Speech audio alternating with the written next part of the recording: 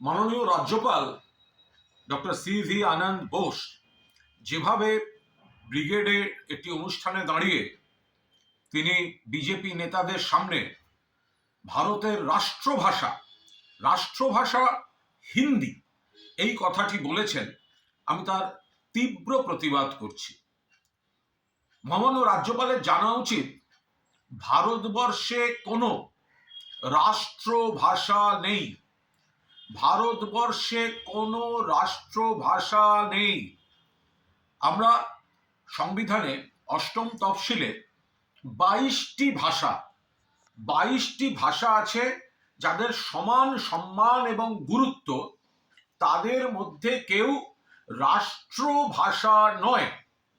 Official language, কাজ চালাবার জন্য সরকার যে ভাষা ব্যবহার করে সেখানে হিন্দি আছে এবং সেটা ধারা অনুচ্ছেদ 343 অনুযায়ী দেবনাগরী বিন্যাসে হিন্দি, কিন্তু সেটা রাষ্ট্রভাষা নয়, সেটা সরকারি কাজ চালাতে ব্যবহার হতে পারে, সে তো ইংরেজিও ব্যবহার হয়, কিন্তু হিন্দি ভারতবর্ষের রাষ্ট্রভাষা এটা কখনো বলা যাবে না।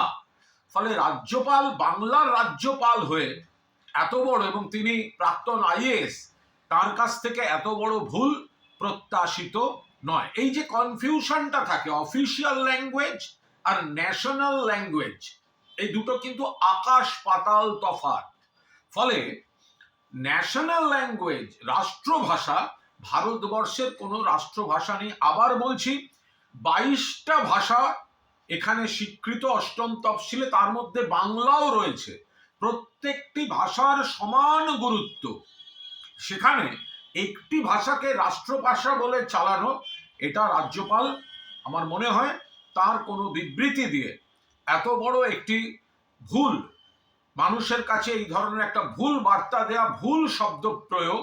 আপনি অফিসিয়াল ল্যাঙ্গুয়েজ শব্দটা যদি বা বলতে পারেন, আপনি ন্যাশনাল ল্যাঙ্গুয়েজ এই শব্দটা আপনি ব্যবহার করতে পারেন না। তার সঙ্গে আপনি মা এবং ধাইমার একটা তুলনা করেছেন, যে আমাদের হিন্দি আছে মা, কিন্তু ধাইমা ইংরেজি বা এই কথাটা কোনো ভাষাকে এইভাবে এই তুলনা দিয়ে আপনি কি ধাইমাকেও অপমান করছেন? এটা তো হয় না। আমরা ধাইমাকে মায়ের মতো শ্রদ্ধাতেই তাদের দেখা হয়।